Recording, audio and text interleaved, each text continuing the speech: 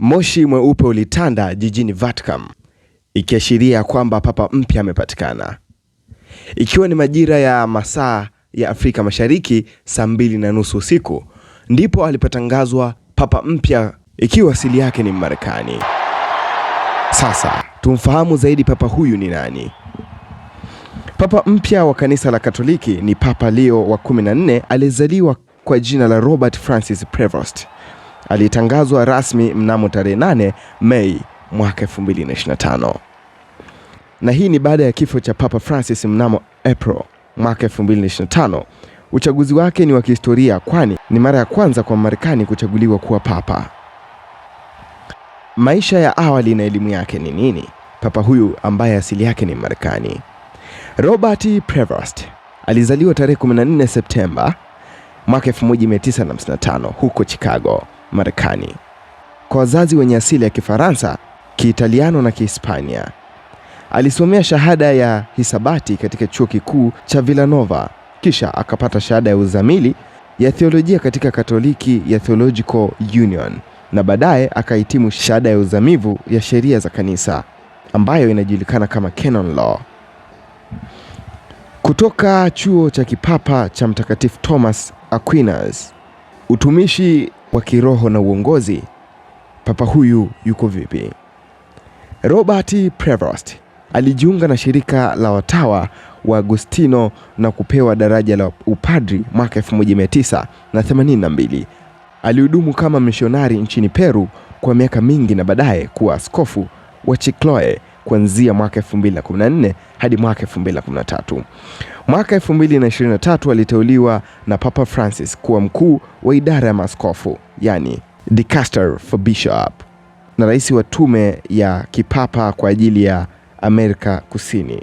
Uteuzi wa kipapa. Baada ya kifo cha Papa Francis, mabaraza ya makardinali walikutana katika conclave na kumchagua Prevost kuwa papa mpya. Alichukua jina la Papa Leo wa 14, likiwa ni heshima kwa Papa Leo wa 13 anayejulikana kwa kuendeleza mafundisho ya kijamii ya kanisa. Katika hotuba yake ya kwanza kama papa, alisisitiza umuhimu wa amani, umoja na huruma, akiwahimiza waumini kujenga madaraja na kushiriki katika mazungumzo. Maono na msimamo wa Papa Leo wa 14 ni upi? Anajulikana kwa mtazamo katikati ya jadi na maendeleo. Ameonyesha huruma kwa wahamiaji na kujitolea kwa haki ya kijamii, huku akipanga baadhi ya mwelekeo wa kisiasa unaokinzana na Injili, kama vile miundo ya kifamilia ya jinsia moja na elimu ya kijinsia mashuleni. Uhusiano wake na Peru ni upi? Kutokana na miaka yake ya utumishi nchini Peru, Papa Leo wa 14 ana uraia wa nchi hiyo pamoja na Marekani. Wa Peru wameonyesha furaha kubwa kwa uteuzi wake, wakikumbuka kwa huduma zake wakati wa maafa ya janga la COVID-19. Katika hotuba yake ya kwanza aliwapa salamu maalum watu wa Peru, hasa jimbo lake la zamani la Chicloe.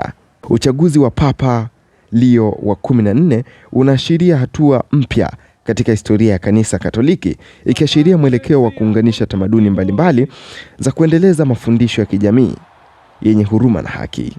Na hiyo ndio ilikuwa historia fupi papa huyu ambaye ilikuwa hauifahamu. Sasa hizi hapa ni baadhi ya klipu ambayo zimeweza kusambaa majira ya leo baada ya papa huyu Leo 14 akichaguliwa na kuhutubia rasmi kwa mara ya kwanza. Hapa ni Blue House Dax Media. Mimi ni Daud Alexander Scott Rizzi.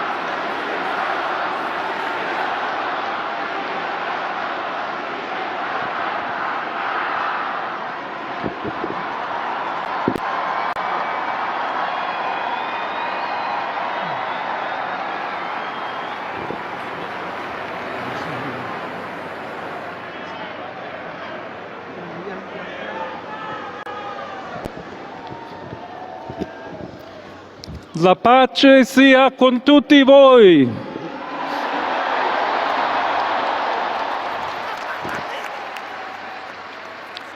Fratelli, sorelle carissimi, questo è il primo saluto del Cristo risorto, il buon pastore che ha dato la vita per il gregge di Dio. Anch'io vorrei che questo saluto di pace entrasse nel vostro cuore, raggiungesse le vostre famiglie, a tutte le persone, ovunque siano, a tutti i popoli, a tutta la terra. La pace sia con voi.